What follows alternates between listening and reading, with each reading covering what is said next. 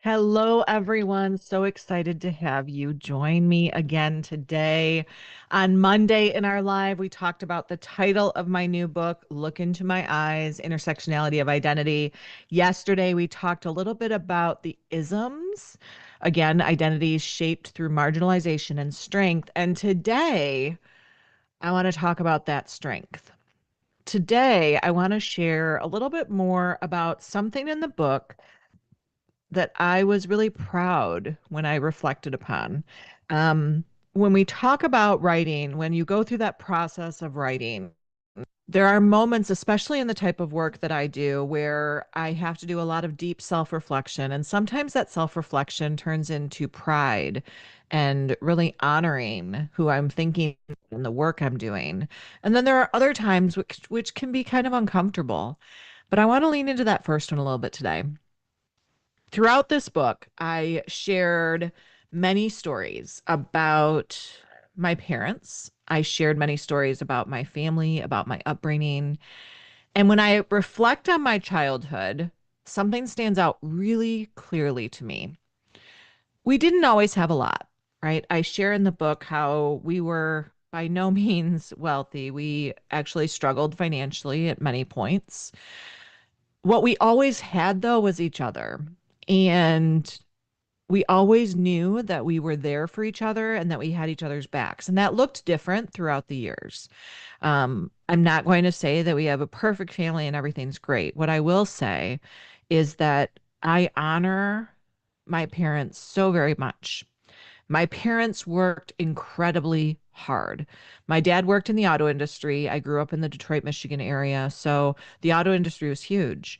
And I remember that there were times of layoffs and uncertainty, and with that came financial struggles. It also taught me resilience, and I believe my work ethic, which is extremely strong. I love to be productive and I love to work, and I'm honored and blessed that I work in a position that I created and that I truly love because I never feel like I'm overworking because I just love what I do so much. But even before that, when I was working other jobs, I remember my very first job was at a retail store stocking carts, stocking shelves. And then I was a waitress for many, many years. And I was always one of the hardest working people in that place because my dad taught me that. My parents taught me that. He taught me what it meant to actually work hard, right? And I think that's important to think about how our parents have impacted us and what they've done for us. And as I reflected on the story a little bit, and as we're preparing this week, Friday's the big launch. I wanted to really honor some of the emotions I was feeling as I was going through this. Um, but I remember key kid. And what that meant was I would let myself into the house after school. We didn't have like before and after school care like we do now. A lot of children just went home, and if they had siblings, then the siblings took care of each other. And if they didn't have siblings, they went home by themselves. Um, and what I will say to that is, even though sometimes I would let myself in the house alone, my parents weren't necessarily there, maybe they were working or what have you, they were always there when it mattered. And I don't think they ever missed a concert or an event. Specifically, and this will be anyone who's watching this live who might have known me in high school. This will be a kind of a flashback. But in high school, I was very active in marching band. And we were good. It was back in the day when we were like state champs, we were national champs, or at least we were close to being national champs a couple times. We would go to Indianapolis for MSBOA, and for all of the band people out there, I know I'm speaking your language, but we would go to nationals at Indy. We would go to states, and we were always every weekend we were at competitions, and it was long days, not just for the students but for the parents. My parents were always at every competition, and they weren't just in the stands or in the audience. They were part of the pit crew. Now, for anyone who's not in band, what that means is when you have the big marching band shows, and I'm not talking about just football halftime shows, right? I'm talking about like big theatrical performances on a marching band while you're running. Yes, running. I was running on the field, 3 to 5 steps. Again, if you're a band person, you're probably going, oh my gosh, Megan, you're speaking my language, right? But we would be running on the field, playing instruments and living out a theatrical performance. And the pit crew were parents who would drag out all of the equipment, whether it's the musical instruments in like the percussion area in the front, or whether it's props on the field itself. But my parents would be out there hauling the equipment, right? And then when we would stop for meal breaks, my parents would be serving. And oftentimes my parents would cook. And it wasn't just my parents, it was all of the parents, or so many of the parents. I, as I reflect, even now I'm getting emotional because all of these names and faces are running through my head. And I share all of this as a part of the intersectionality of identity because every single person that I've interacted with, specifically from my formative years, have put a mark on me.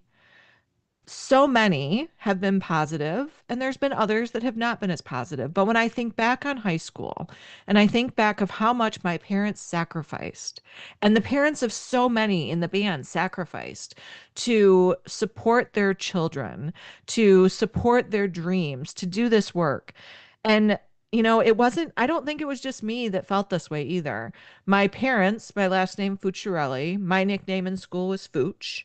And my mom was known as Mama Fooch. My dad was known as Papa Fooch. And my dog was known as the Fooch Pooch. And, I believe that nicknames are given out of a sign of love and endearment. And I know that my parents not only impacted me, but they impacted so many people. And I just want to honor them because I would not be who I am today if it was not for them. Um, and it wasn't just about supporting, it was about everyone coming together. There were things that happened throughout our high school years. I remember we lost a parent, and all of us supported one another through that. And we had a lot of things happen. And just recently, we lost another marching band parent. And I remember going to the service and seeing so many people that I had not seen in years. And it was like we never went a day without seeing each other. It's just that long lasting love. And I say all of that to say that it's not just about the family you're born into or the family you're raised with. It's about the family you create throughout the years. So, my goal, if you read this book, is that you have those moments where you take a step back and reflect on not only the experiences I share in the book, but your own experiences of what each of your identities means to you. This story was specifically around family and familialism, but it's about how we can take care of one another and how we can understand one another. When I talk about strength within the isms, again, it's identities shaped through marginalization and strength. It means something different for all of the identities. So, what I shared around family, it was the strength of family that's not just your born family or your chosen family or the family you were raised in, but it's just the community of family. Sometimes it looks like showing up. Sometimes it looks like supporting each other. Sometimes it looks like building community and struggle. We see that a lot when communities go through a traumatic event. There's a surrounding of each other and that support of each other. And all of those lessons, everything that happened to me specifically with marching band, it was a huge part of my development. And when I think about my elementary school years and my mom being a room parent, there were just so many things. My parents were always there and they worked really, really hard. Um, so I just wanted to share a little bit of that. And I hope that all of you can have that moment, whether it's around your family, whether it's around your gender, your race, that you have a story from your past that just makes you really proud of who you are today because of something that shaped you earlier in life. So, as we wrap up today's live, I encourage you to think about who helped shape your strength. Who helped you realize your identity that is rooted in strength? That moment of pride. Who were the people who showed up in your life, even when things were hard? So now here's the fun part. So we do this as part of our care certification as well. And what we do within one of those modules is we talk about what kind of legacy we want to leave behind and how we want to honor people who have done things for us in the past. So I'm curious if you think about any identities, like for me, it's my parents and the story of my parents. Do they really know how much they have helped you become the person you are today? So for me, it's about making sure my parents know how much they mean to me. For you, it might be making sure a specific professor or a neighbor or a friend has meant to you, a mentor. Do they know how much they mean to you, and have you shared that with them? And here's one of the things I also want to share is it's never too late to do that. And sometimes it's just a simple text or a word or a phone call.